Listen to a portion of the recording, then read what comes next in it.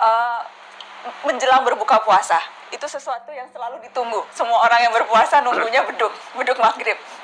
Ada tidak sesuatu selain tentunya berdoa, kemudian juga sunatnya makan korma dan sebagainya, tapi apa yang bisa kita lakukan pada saat menjelang dan pada saat berbuka puasa yang bisa memaksimalkan ibadah kita dan menambah pahala kita?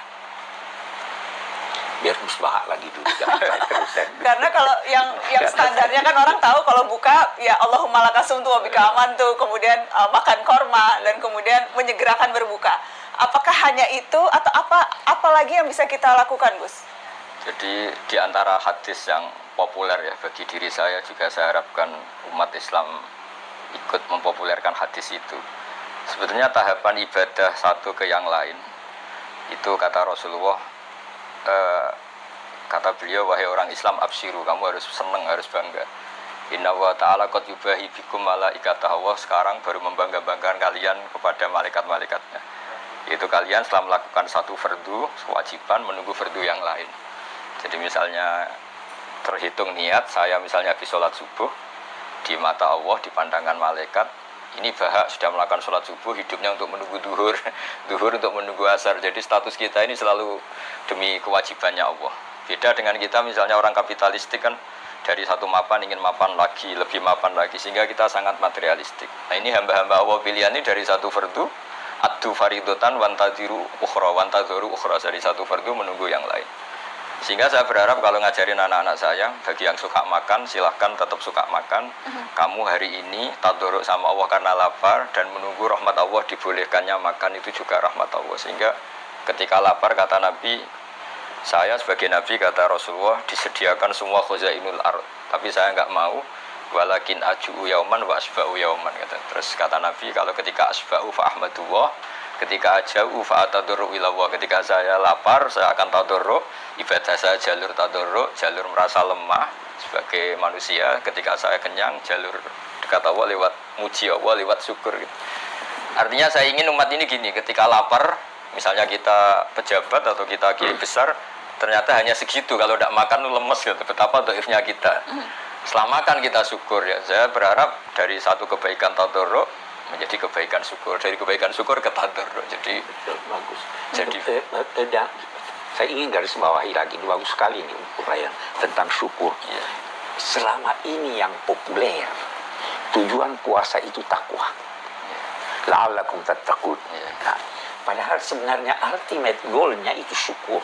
Walitukmilul iddata walitukabbirullaha ala ma hadakum wala'allakum tashkurun. Jadi syukur ini penting. Syukur itu menerima yang sedikit dan menganggapnya banyak, memberi yang banyak dan menganggapnya sedikit. Nah, itu satu. Nah, kembali kepada pertanyaan Buka puasa. Ini pengajaran orang tua-tua kami. Antara lain Habib Abdul Qadir yang itu. Dia bilang sebelum itu ada mereka baca doa.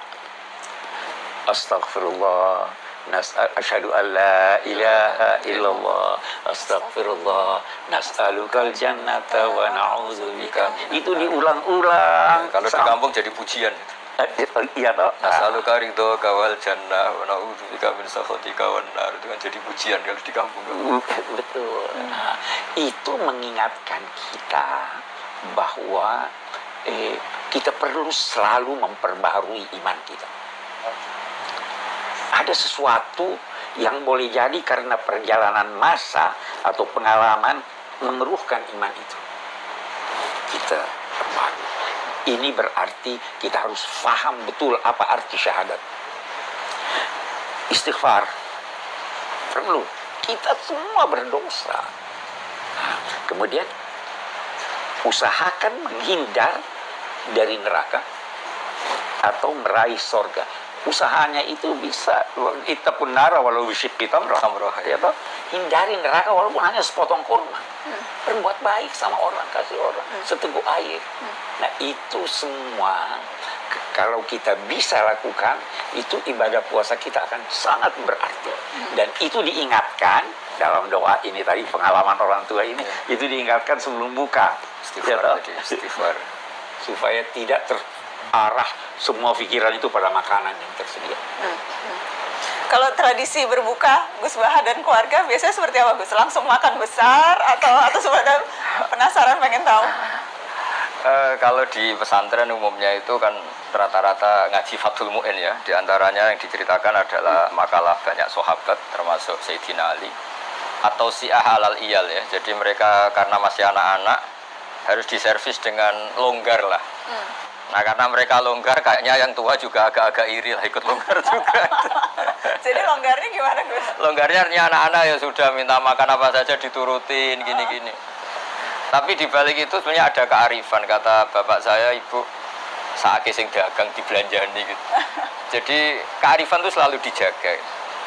Saya punya cerita di kitab Bukhari, itu bagus sekali menurut saya. Suatu saat Nabi Ayub, kalau di Bukhari ini Nabi Ayub, dia setelah dihukum dan menjadi kaya raya lagi, kemudian dia melihat ada belalang dari emas, beliau ngambil banyak sekali.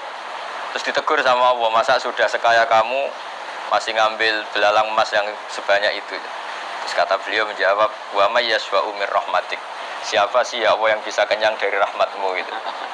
Jadi artinya tradisi Mbah Mun, bapak saya, semua orang-orang soleh itu ketika longgar beberapa menu makanan tuh, wong Allah sugih ora ngarep bangkrut gitu.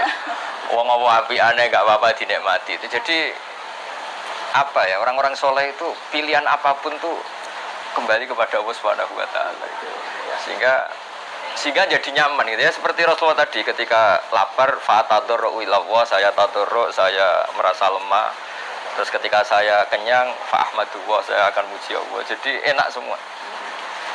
Terus yang paling penting dalam ilmu ushul fikih itu ada kenikmatan bersama yang tidak maksiat, itu yang paling penting. Jadi kiai-kiai kita ini kan tahu bahwa dunia ini banyak maksiat, sehingga untuk orang senang saja harus maksiat.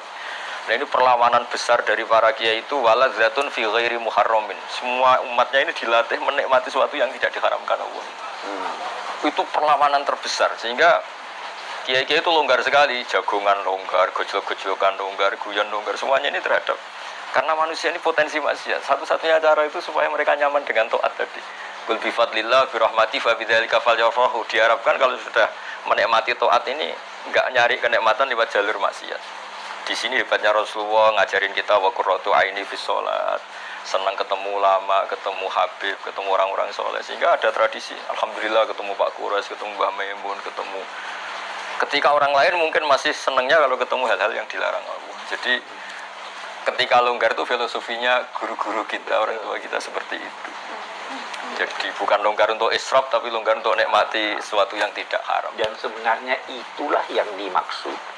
Kalau berbuka orang itu ada farhah, kegembiraan. Orang buka itu gembira, bukan karena makanan yang tersedia, tapi itu kalau di psikologi itu Abi pernah baca, itu karena dia berhasil mengendalikan nafsunya. Ya, jadi dia sukses melewati itu ya. Nah, sukses melewati itu. Nah, itu yang kita ini. Ada seorang ulama di Mesir, filosof sekaligus ulama, punya banyak buku. Salah satu bukunya kecil, dia punya ungkapan. Makanan yang mewah itu adalah sogokan nafsu, sogokan perut kepada nafsu. Jadi kita disogok katanya. Sebenarnya dia ingin katakan jangan melihat pada makanan, tapi melihat ada kegembiraan. Boleh jadi itu sebabnya ya, kegembiraan itu kita bersama keluarga makan bersama, buka bersama dengan orang, itu gembiranya. Ya gembira tidak perlu maksiat yang mahal itu. Ya, kita gembira tanpa maksiat. Itu mahal betul itu. Ya. Mahal sekali. Iya. Saya ingat Gus Baha juga sempat bilang lauk terenak lapar gitu ya. Iya, Gus. betul, ya. Dan puasanya orang kaya itu lebih berat dari puasanya orang miskin. Iya, betul. Jadi ceritanya gini. Bapak itu pernah ditamuanin orang miskin, cerita, puasanya orang miskin itu berat sekali, harus tetap kerja, mencangkul, gini-gini. Dia kalau puasanya orang kaya enak, tidur di rumah, sambil santai-santai di rumah baca Quran. Terus Bapak cerita, ini kisah nyata. Kamu gak pernah jadi orang kaya katanya. Puasanya orang kaya lebih berat. pagi-pagi ninggalkan makan pecel, siang sedikit rawon, nanti agak sore ninggalkan sate. Jadi yang ditinggalkan banyak. Kalau kamu kan biasa meninggalkan makan. Si miskin ini akhirnya tertawa. Ya sudah ya, sama saja ternyata. Intinya itu dulu pembelajaran supaya yang miskin tidak merasa paling heroik. Betul. Karena yang kaya juga heroik meninggalkan kongkoi-kongkoi di beberapa tempat yang biasa ngemil, biasa makan itu. Jadi itu hebatnya guru-guru kita ya. Kalau ngelatih logika ibadah itu sederhana, tapi orang itu akan ingat itu. Iya, saya tambahkan lagi di sini. Salah satu tujuan puasa itu melakukan perubahan positif. Kita terbiasa ini tadi yang terbiasa makan ini dengan puasa, kita hendaknya jangan melanjutkan kebiasaan itu. Kita terbiasa tidur, bangun, katakanlah sebelum matahari terbit supaya ini. Sekarang kita dibiasakan, ya, bangun sahur, dibiasakan tahajud lagi, dibiasakan ini. Jadi puasa itu tujuannya begitu. Perubahan ini perlu ada. Karena itu kembali lagi perlu introspeksi. Perlu introspeksi. Ke pertanyaan tadi yang di awal soal doa berbuka puasa. Jadi pada prinsipnya semua doa bisa. Iya, semua doa bisa. Ada yang diajarkan Nabi atau amalan Nabi yang bisa kita tiru? Itu tergantung dari riwayat-riwayat. Ya, doa itu ada dua riwayat. Allahumma laka sumtu wa bika aftartu wa ala rizqika aftartu. Terus ditambah zahabat dhama'u wa tabtalatil uruq, ya kan? Oke. Wa sabatal ajru insyaallah. Oke. Ada riwayat hanya sepotong. Ada riwayat potongan yang lain. Sementara ulama berkata riwayat yang awalnya itu dhaif, riwayat yang akhirnya itu benar. Tapi buat Abi, doa apapun yang menunjukkan kesyukuran kepada Allah Subhanahu wa taala dalam bahasa apapun oke. Tapi kalau ini kita sudah hafal, kita sudah tahu, kita tinggal hayati maknanya. Hayati maknanya. Ya kan? Betul. Allahumma laka sumtu, ya Allah, karena Engkau aku berpuasa. Wa bika amantu, saya percaya padamu. Wa ala rizqika aftartu, ini rezekimu, ini yang saya peroleh, yang saya makan, yang saya nikmati ini bersumber darimu. Tanamkan aja makna-makna itu. Seperti yang Gus Baha bilang, menghayati doa berbuka puasa kita bisa jadi wali. Iya betul. Bagaimana jadi caranya jadi wali dengan menghayati doa berbuka puasa, Gus Baha? Saya itu kan sering ya menghafalkan beberapa lafaz hadis. Di antara hadis populer yang saya hafalkan dan itu sahih di Muslim, Inna wa ta'ala la yardu 'anil abdi idza akala al-aklata fayahmadahu 'alaiha aw yashraba syarbata fayahmadahu 'alaiha.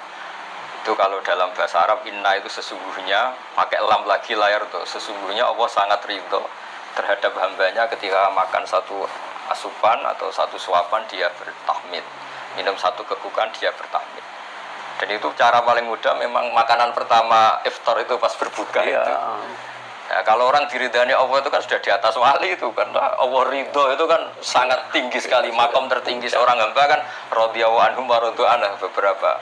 Nah makanya saya tadi bilang sebetulnya tradisi guru-guru kita di kampung itu malah kalau iftar itu ya biasa aja, longgar, bukan karena apa ya, kok anak-anak puasa kok dibatasin, nanti ganggu syukurnya. Jadi kalau perasaan kita seperti itu, ganggu syukurnya, makanya ngikuti Fathul Mu'in tadi atau si'ah alal iyal, ya yang longgar saja, meskipun tentu tidak berlebihan. Karena takutnya nanti suasana keluarga karena jangan ini, sholat dulu gini. Kalau dalam guyonan kiai-kiai, nanti kamu sholat demi menyenangkan makan, mendingan menyenangkan makan demi sholat.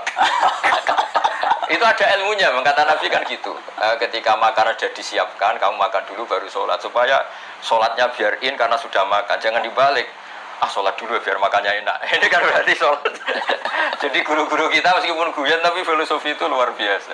Betul. Jadi enggak, ya sudahlah kayak umumnya orang saja, enggak usah terlalu berdele-dele. Jadi ketika saya sering ceramah lah atau ngaji bilang makan bisa jadi wali itu di sini. Apalagi darinya Rasulullah SAW. Dulu Nabi makan itu satu cara untuk nafsi rububiyah. Sehingga di sebagian ayat Nabi disifati wa ma arsalna qablaka minal mursalin illa innahum la yakuluna ta'am. Tapi ini bukan sekedar makan, karena Nabi Muhammad jadi nabi setelah Nabi Isa karena terlalu sempurna dianggap Tuhan. Makanya Nabi menunjukkan kalau nggak makan itu lapar, beliau makan untuk memaklumatkan saya ini manusia, tidak Tuhan. Nah kalau kita dengan puasa jadi begitu, puasa katanya presiden, katanya menteri, katanya ulama besar, nak makan ternyata loyo, betapa lemahnya saya, ini kan bagus untuk Betul. taduruk tadi. Iya. Nah nilai-nilai itu yang menjadikan ini super tadi ya. Ketika lapar ya ibadahnya super, taduruk. Ketika makan juga super karena tahmid tadi.